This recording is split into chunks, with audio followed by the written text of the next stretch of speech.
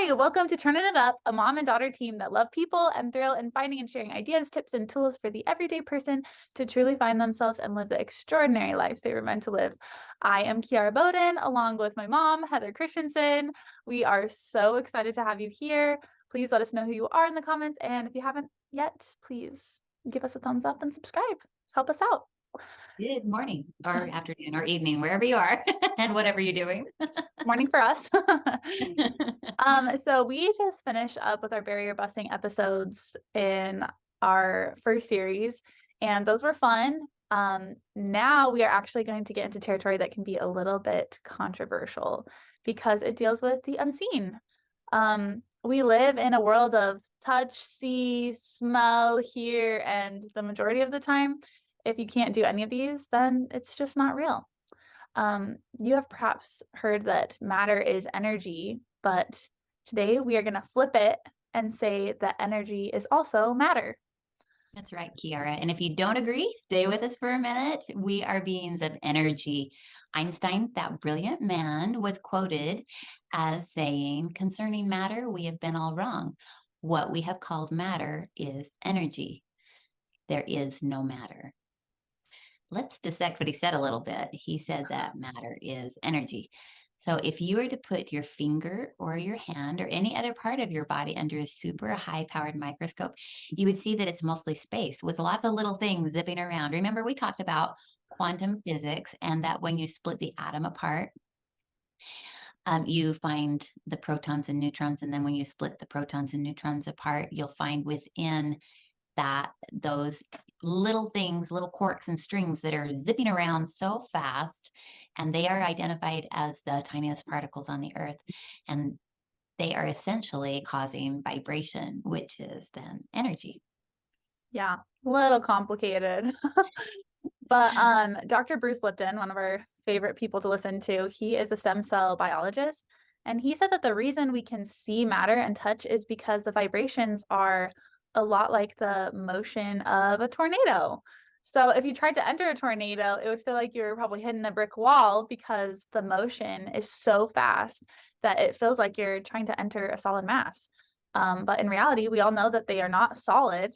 There's a lot of empty space in there. And just like there's a lot of empty space in a tornado, there's a lot of empty space with vibration as well. So we have a system of energy that resides within the physical body, within all of us, which is the spirit or the chi, the prana, however you want to say it. And there's a scriptural verse that says there's no such thing as immaterial matter. All spirit is matter, but it's more fine or pure and only can be discerned by purer eyes. We cannot see it, but when our bodies are purified, we shall see that it is all matter. So, a little bit opposite of what Einstein said, but it's just a different perspective that they're both saying that energy and matter are basically the same. One's just not seen and the other is, and it just depends on the vibrations. So when it says spirit in that verse, it's actually referring to the vibration or the energy within the objects. So we cannot see this energy with our physical eyes, like I said, and spirit is actually a system of energy that we can't see. It's energy, and we've already established that energy is vibration. Bear with us here. So we have scientists who rely on results from experience to define reality, and they have a difficult time accepting this idea that a network of energy actually exists within us. A spirit is synonymous with the idea that we are immortal souls, which existed before this life and will continue after this life. But science is usually only focused on that which we can see and touch. Anything beyond this usually just doesn't exist.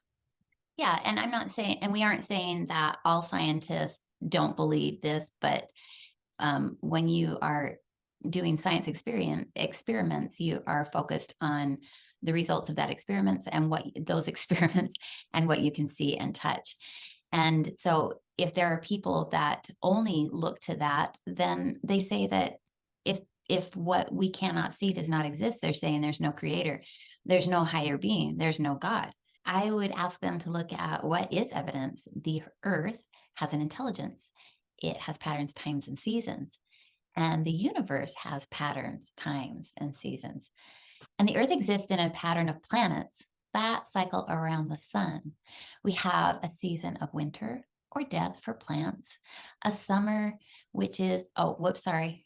We have a season of winter or death for plants, a time for new birth of living things, which is spring, a full time of growth and being alive or summer, and a time of aging and letting go, which is fall, and then back again to winter. It's a cycle. It knows what it's supposed to do, and it just continues on year after year. Yeah, just like we as humans live in a cycle. We have a time of birth, of growth, a time for aging, a time for death. And these are all patterns. We have intelligence within us that knows how to follow these patterns. And we have cycles within those patterns. So, I mean, look at all the animals, sea creatures, mammals, bees, ants, they are all about patterns too. So if you're in an ant heavy area, watch them, study them. Inevitably, they will find the one crumb you missed, and suddenly you will have an entire army infiltrating your kitchen. I have this happen all the time at my house. And then if you look at bees, they just know that they're to pollinate and make honey. And then the majority of the time, mothers of creatures know that their purpose is to protect their young and nurture them. How about us as humans? How do we think? What do we strive for? Everything we do follows patterns. We have that intelligence within us. We create systems and orders. I was looking at the telephone poles that we put in that go bing, bing, bing, bing, and the roads that just are continuous bing, bing, bing, bing. And, I'm looking at spaghetti bowls and how they do that. It's just amazing how we continue to create patterns. And if we're really in tune, our systems are in order and aligned with the systems and orders of the universe. So the Buddhists are known to say, I am in the universe and the universe is me. Well, it's because we're all connected. It doesn't matter what religion or belief you are, that's just a basic truth. We strive for connection and perfection. And how do we know what perfection is and what is good and what is bad and what is black and what is white?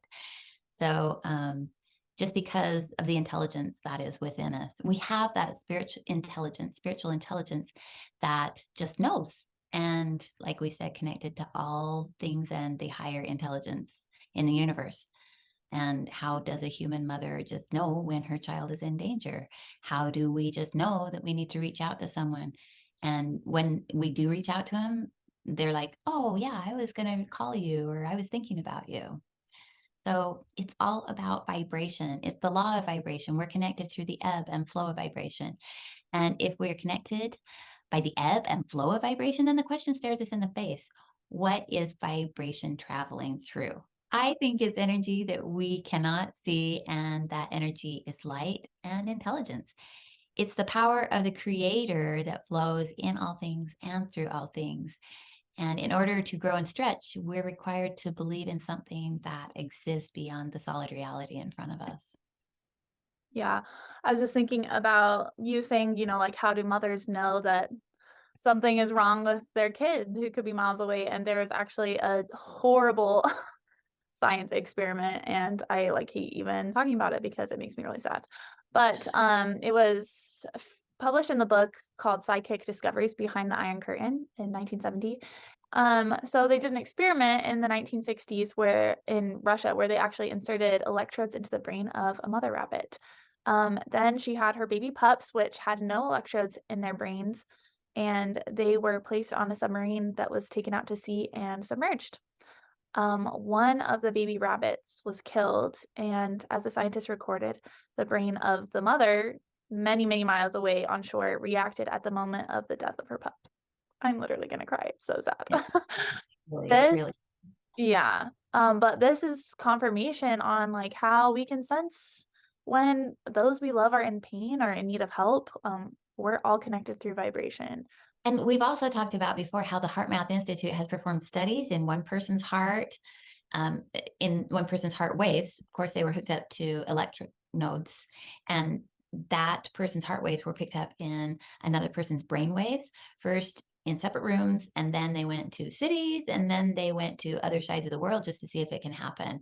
And lo and behold, they were able to pick them up. So they've also developed instruments that can measure energy vibration emitting from a person up to 3 feet on the outside of them. So that in and of itself is saying that energy, we talked about energy as vibration, that we are emitting energy and vibration from us for at least 3 feet. But this kind of knowledge wasn't available decades ago. They didn't know that we were emitting any energy from us because the instruments weren't developed. If we rely only on knowledge that is gained because of man-made instruments, we're missing out on so much we could gain otherwise if we open up our minds. So as science progresses and as experiments are performed, all that the results are doing really is explaining the miracle and complexity of the knowledge of God and his creations. God and science can live simultaneously in harmony. We humans can live knowing that there is so much we do not know, and science can always be curious, seeking answers for the why of creation and the why of miracles that so many times come because of the unseen. Yeah. So if you remember in our last series, in episode 2, I think that we talked about how to create our own reality, or the fact that we create our own reality. And so if you think about how vibration is in everything, spirit and light, and we are all connected, it honestly really makes sense how our thoughts can travel through that light and influence and create our reality. So let's also consider our intentions. Intentions are desires of our heart that impact the world around us and how we think and how we act and feel. We also know that they can definitely impact other people around us. So thought is obviously important, but thought with the feelings of our hearts are the intention and are extremely powerful. And that is what gives off super strong vibrations. Yeah. So JJ, our oldest daughter, your older sister, was able to sense people's intentions. Remember that sometimes people would be next to her and Mhm. she wouldn't let them do anything for her or even sit next to her. She'd be so disgusted with them. And we sometimes didn't understand why she was that way. But after getting to know the people better, we realized they were only treating her nice to get recognized from other people. And it's not just JJ that can sense people's intentions. We can also feel it inside of us.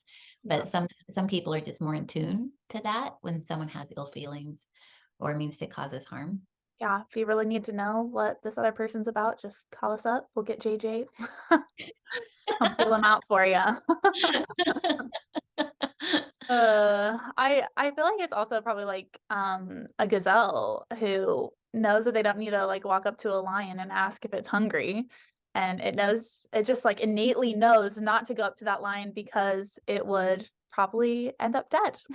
It just knows and feels the intention of the lion because of the vibration the lion gives off.